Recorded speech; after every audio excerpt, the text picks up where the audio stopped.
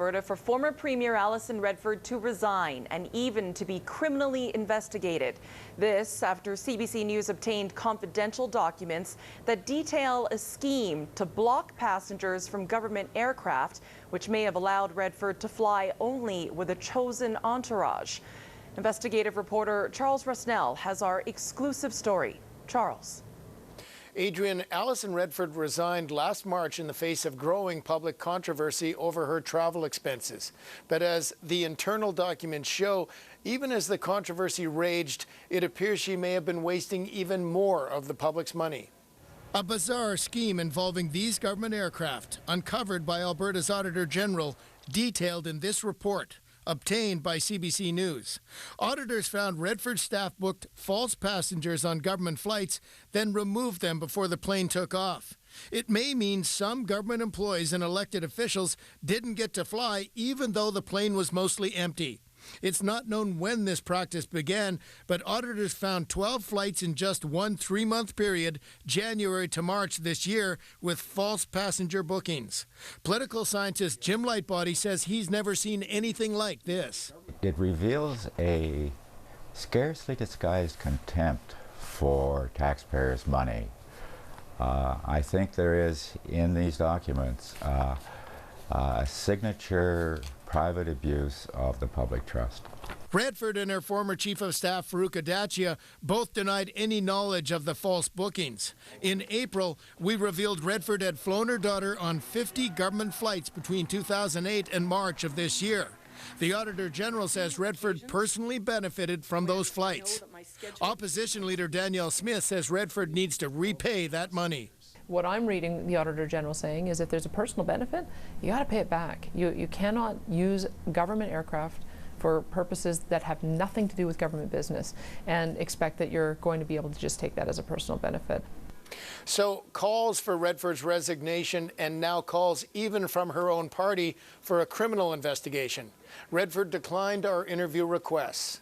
Charles Rusnell, CBC News, Edmonton. Thanks, Charles. Well, clearly this story has people all across our province talking. Kim Trinacity has reaction to our exclusive story from politicians and regular Albertans. They must be getting weary in Calgary Elbow. Another story about their MLA Alison Redford and how she spent their money. There's little sympathy. I get extremely upset. How can someone like that still be in office?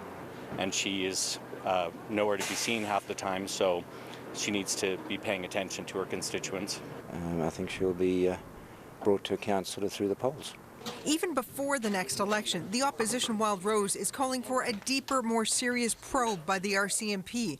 Rob Anderson says the Auditor General's report points to something much more serious. It crosses a line.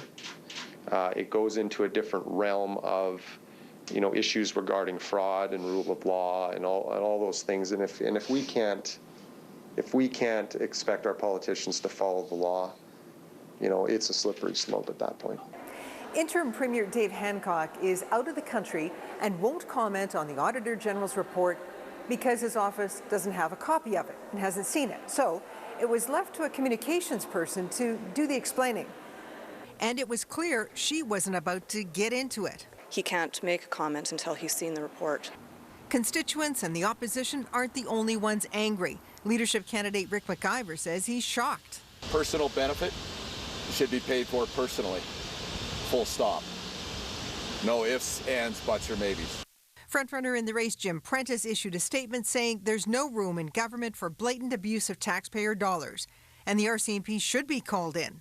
And Thomas Lukaszuk went further, saying it's time for Redford to leave caucus. If elected Premier, I will be asked to remove the member for Calgary Elbow from our caucus. We don't need this kind of distraction of one member from one office. The RCMP says it is aware of the report and at this point has not launched any investigation. Kim Trinacity, CBC News, Edmonton. Now to see more on our CBC News investigation into the Premier's flights, including a timeline of Alison Redford's turbulent fall from office, go to cbc.ca/Edmonton.